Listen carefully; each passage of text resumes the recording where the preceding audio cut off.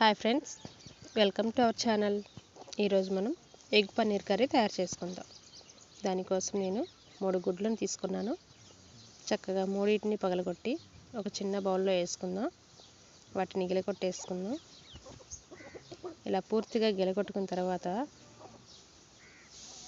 చిటికెడు సాల్ట్, కొంచెం కారం కూడా వేసుకుని మళ్ళీ పూర్తిగా గిలకొట్టి ఆయిల్ అప్లై చేసుకున్న ఒక బాక్స్లోకి పోసుకుందాం. ఇప్పుడు దాన్ని మరుగుతున్న నీటి మీద పెట్టి బాయిల్ చేసుకోవాలి. ఇది ఒక కేక్ లాగా బాయిల్ చేసుకుందామండి. అది బాయిల్ అవుతూ ఉండగా మసాలా కోసం ప్రిపేర్ అవుదాం.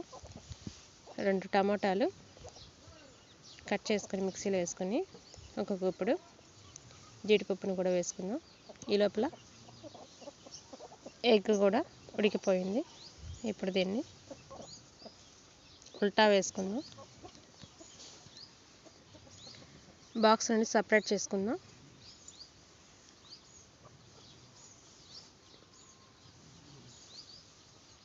చక్కగా వచ్చింది కదండి.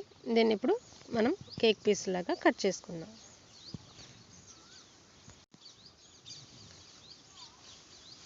ఇలా కట్ చేసుకున్న ముక్కలని ఆయిల్లో ఫ్రై చేసుకోవాలండి. 2 టేబుల్ స్పూన్ల ఆయిల్ వేసుకున్నాం. చక్కగా గోల్డ్ కలర్లోకి వచ్చే వరకు సన్నని సెగ మీద వేపుకుందాం.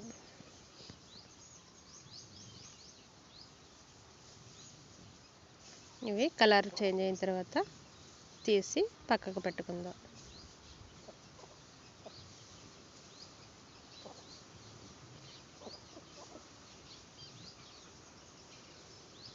అదే కళాయిలోకి ఇంకో స్పూన్ ఆయిల్ వేసుకుందాం.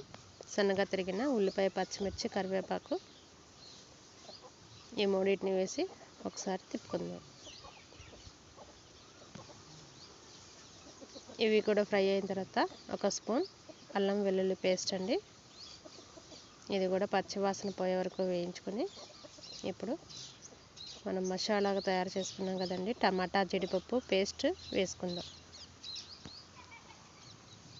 ఆయిల్ పైకి తేలే వరకు వేయించి చిటికెడు పసుపు కూడా చల్లుకుందాం. ఇప్పుడు టేస్ట్ కోసం సాల్ట్, ఒక స్పూన్ కారం కూడా వేసుకొని కలుపుకుందామండి. ఒకసారి గ్రేవీ తయారవుతుంది. ఒక గ్లాస్ వాటర్ పోసుకుందాం. ఈ గ్రేవీని ఒక 2 మినిట్స్ మరిగించుకుందాం. ఈ మరిగిన గ్రేవీలోకి మనం ఫస్ట్ ఫ్రై చేసుకున్న ఎగ్ పీసెస్ ఉన్నాయి కదండి, వాటిని కూడా వేసుకోవాలి. చక్కగా ఒక్కొక్కటి వేసుకుని ఈ గ్రేవీ పన్నీర్ ముక్కలకి పట్టేటట్లుగా కలిపేసుకుందాం. నిదానంగా మీడియం ఫ్లేమ్లో పెట్టుకుందాం గ్యాస్ని. ఇలా ఒక 2 మినిట్స్ మళ్ళీ మగ్గించుకుందాం.